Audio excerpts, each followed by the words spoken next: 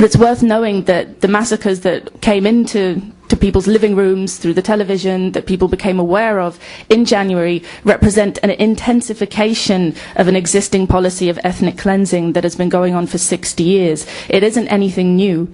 However, the intensity of the attacks in December and January, that was new, and the fact that every kind of weapon was used against the people of Gaza who had no refuge and no place to hide.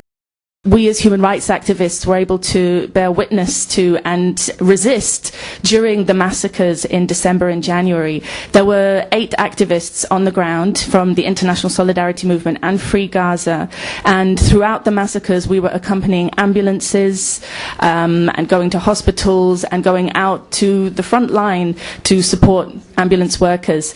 The Israeli occupation forces killed 16 medics in 22 days. They were targeting directly medics and preventing ambulances from reaching the injured. And we thought that we would be able to facilitate the movement of these ambulances by accompanying them. And many of us were completely horrified by what we saw. طبعا.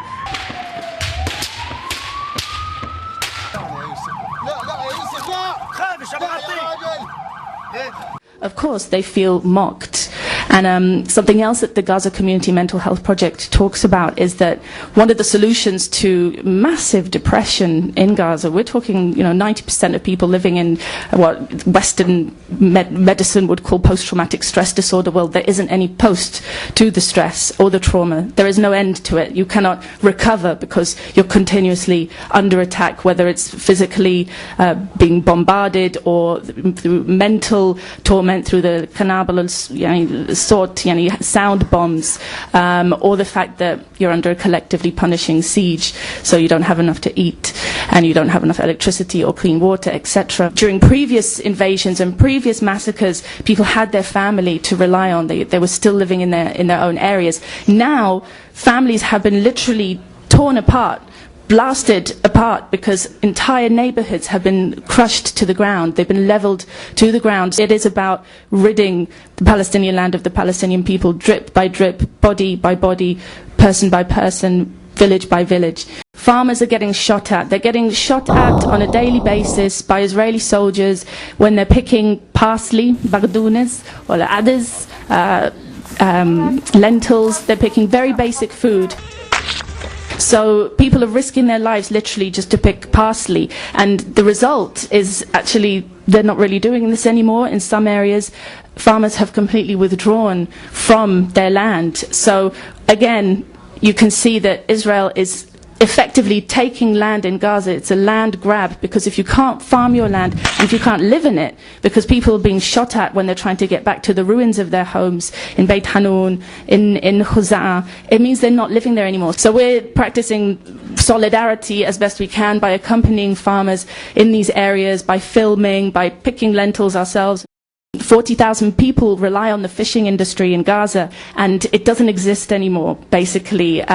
Fishermen can't go out in their trawlers. They're forced to go out in massacres, which are these very small fishing boats, and even then the Israeli Navy is shooting at them, and it's coming 100 meters from the shore of Gaza and kidnapping fishermen, young and old. Israel is creating another buffer zone in the sea, and it's constricting Gaza, and it's constricting that industry. And when you think about the siege and the lack of the very high levels of malnutrition and anemia, we're talking over 50% of women have anemia in Gaza.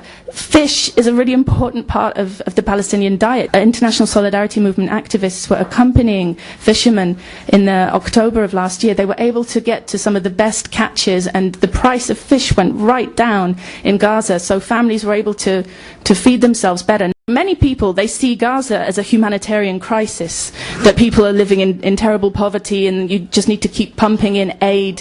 And Gaza does survive on a drip feed of aid, but it is a pathological system, and it's a pathological process. And Gaza has become pathologized. Palestine has become pathologized.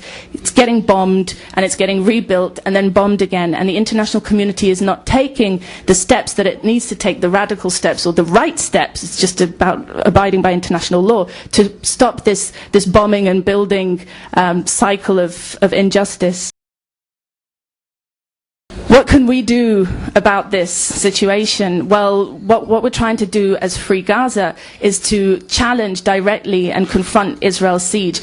ISM, International Solidarity Movement, does this on a regular basis in the West Bank. It confronts activists, confront settlers, they confront soldiers at checkpoints, they confront soldiers when they're carrying out arrest operations. In Gaza, alhamdulillah, inside Gaza there are no settlers and no Israeli military bases. You can walk and you can travel from one side of Gaza to the other. You can go from Rafah to Beit Hanun, and you couldn't do that 4 years ago. You know, and this is a big achievement, but the downside of this is that Gaza is of course under the siege, and it can be bombed and it can be attacked at any point, and it is expected that what happened in Gaza can happen again. Netanyahu, who's now in power in Israel, he thinks that cast lead did not go far enough.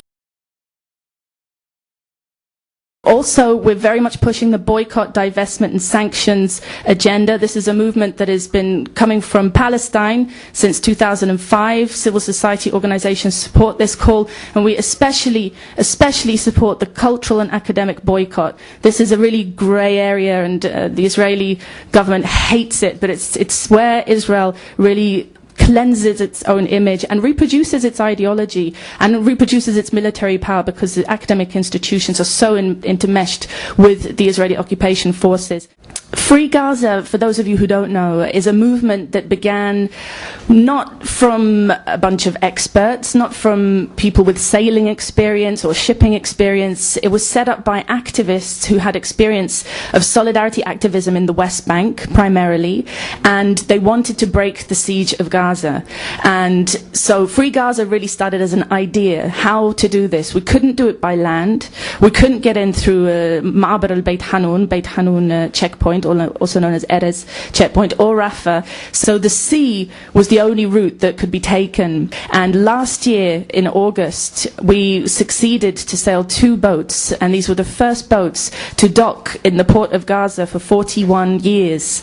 The authority in Gaza had to create a brand new stamp to stamp into people's passports, because this was such a new event. We did also manage to sail a further 4 successful voyages, and on the second to last voyage we managed to get I think it was 12 students from Gaza out of Gaza to fulfill their university placements that they'd won in Canada, in Germany, I think in Britain and elsewhere. So this was an achievement to break the siege by reuniting Palestinian people together and also allowing them to achieve their aspirations and develop themselves. Unfortunately, the last times that we've tried to get into Gaza, we've been stopped. The last time was in July, and this time Israeli soldiers boarded the boat and arrested everybody on it. But the thing that was good that came out of this situation was that we were able to highlight the situation facing Palestinian prisoners, because, okay, 20 foreigners were put in prison, and the whole of the world's media attention was on that, but we were able to also talk about 11,000 prisoners, most of them held in prison without trial, who should really be known as detainees and the kidnapped rather than prisoners. What we're doing as Free Gaza is that because the siege forms part of the Israeli strategy of ethnic cleansing in Palestine, if we can prevent this mass detention of the people of Gaza, if we can start breaking through the siege and create a sea route to knock down this part of the occupation. We are organizing a whole delegation of boats. We want at least 4 boats, including a container ship. We do need a lot of money. Every sailing costs 31,000 euros in port fees and fuel alone, and a boat is at least 150,000 euros. So it's not a cheap strategy, but it is a political strategy, and time again, people in Gaza and elsewhere are saying our issue is not a humanitarian issue, it's a political issue. The occupation in Gaza, it's so hermetic, it needs to be broken, it needs to be challenged. So contact is very important to build on that and to break the isolation.